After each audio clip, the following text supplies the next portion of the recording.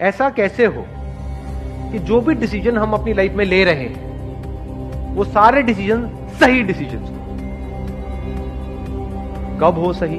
Short term में हो सकता है वो गलत भी लगेंगे, लेकिन आने वाले 20 साल बाद, आज मान लो आपकी एज है 20 साल, ठीक है, यहां पर जो एज ग्रुप है अभी आज के सेशन की वो है 18 से 20 साल के बीच में। तो 20 साल बाद जब आप पीछे मुड़ करके देखो तो you must have that sense of satisfaction with in कि जो भी डिसीजन मैंने अपनी लाइफ में लिए वो सब सही थे, क्योंकि अगर वो सब नहीं लिए होते तो आज मैं यहां पर नहीं होता। ये बेटर है या फिर 20 साल बाद बैठ करके रिग्रेट करो यार ये मैंने क्या किया। देखो एक लाइन बोलता हूं, उससे शायद क्लियर होगा कि मेरे माइंड में क्या थॉट आ रहा है ये टॉपिक सुन करके।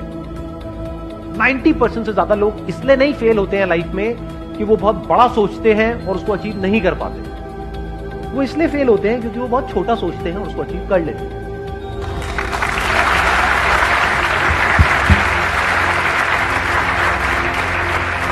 यानी लोग लाइफ में इसलिए नहीं फेल होते हैं कि जैसा मैंने चाहा वैसा नहीं हुआ।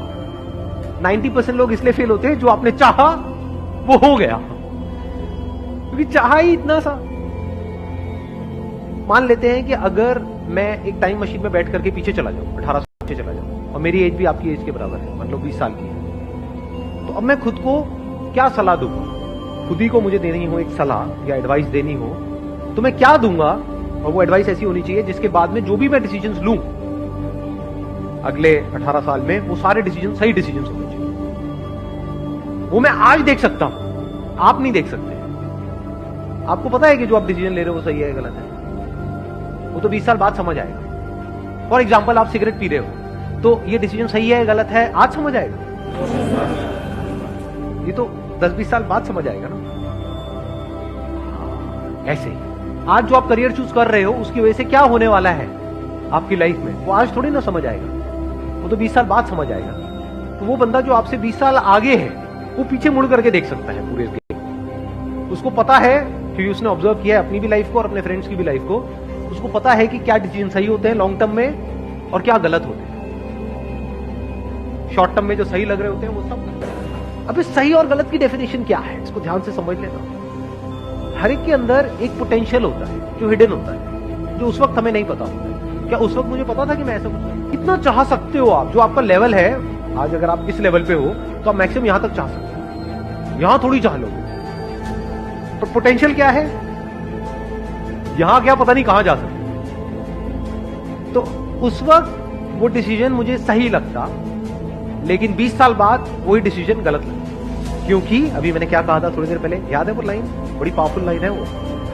क्योंकि 90% से ज्यादा लोग लाइफ में इसलिए नहीं फेल होते कि वो बहुत बड़ा सोचते हैं और उसको अचीव नहीं कर पाते। छोटा सोचते हैं और उसको अचीव कर लेते हैं और फिर वहीं पर अटक जाते हैं। क्या होता है, किसी भी चीज को शुरू में अगर नहीं छोड़ते ना तो वो चाहे कितना भी बुरा हो उसकी आदत पड़ जाती है। सिगरेट में भी ऐसी होता है, दारू में भी ऐसे छूटता है तो शुरू में छूट सकता है, आपने बाद में उसी टाइम पे छोड़ दिया देख करके कि उसकी वजह से क्या होने वाला है, फ्यूचर में आप कितनी बुरी तरह से फंसने वाले हो उसको आज ही देख लिया कि 20 साल बाद इसकी वजह से क्या होने वाला है या 10 साल बाद क्या होने वाला है।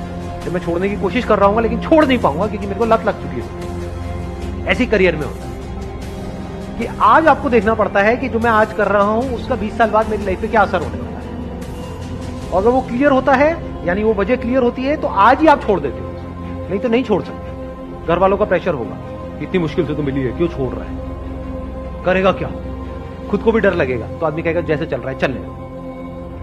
फिर कुछ टाइम बाद आपको आदत ही हो जाएगी, फिर आपका जो थॉट प्रोसेस है या जो आपकी सोच है वो इसी दायरे में सिमट के रह जाएगी, उसके बाहर आप मरते दम तक निकल ही नहीं सकते।